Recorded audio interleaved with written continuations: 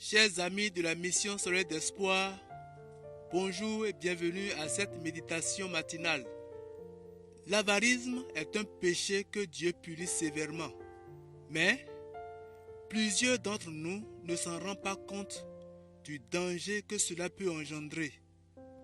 Soit nous perdons le bien sur quoi nous comptons, que nous gardons jalousement, ou nous mourrons.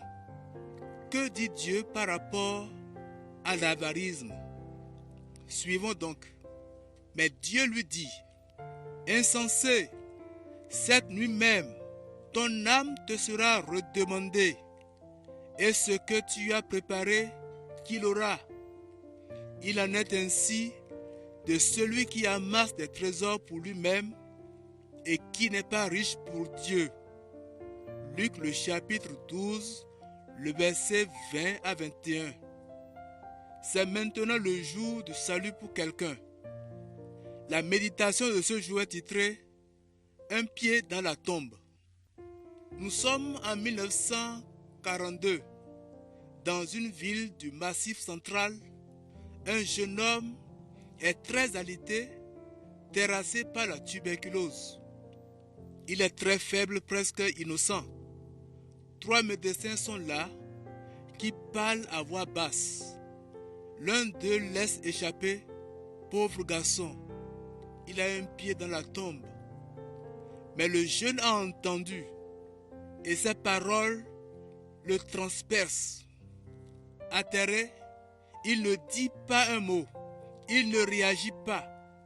Toute la nuit, la phrase du médecin lui revient avec insistance. Il pleure en silence. Déjà, il se voit comparaître devant la justice divine. Sa mauvaise conduite l'a éloigné de Dieu. Alors il pense à l'évangile, à Jésus qui est mort pour lui, et il prend la grande décision.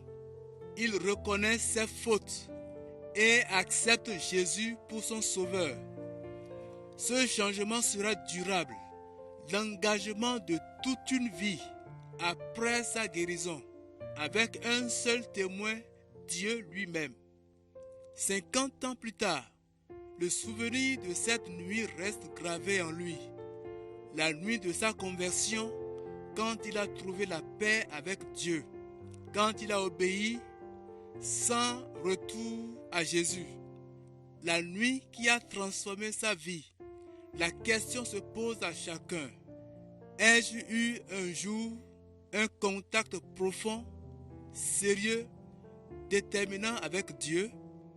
Mais suis-je décidé à obéir à Jésus-Christ? Sinon, ce n'est pas trop tard pour le faire. Aujourd'hui encore, Dieu pardonne et accorde sa grâce à celui qui l'implore. Mais attention, il ne faut pas repousser sa décision à un avenir dont nous ne sommes pas maîtres. L'heure du choix, c'est maintenant. T'es-tu retrouvé quelque part dans cette méditation? Répands-toi et ne remets pas cela à demain. Nous voici à la fin de notre méditation. Merci d'avoir médité la parole de Dieu avec nous.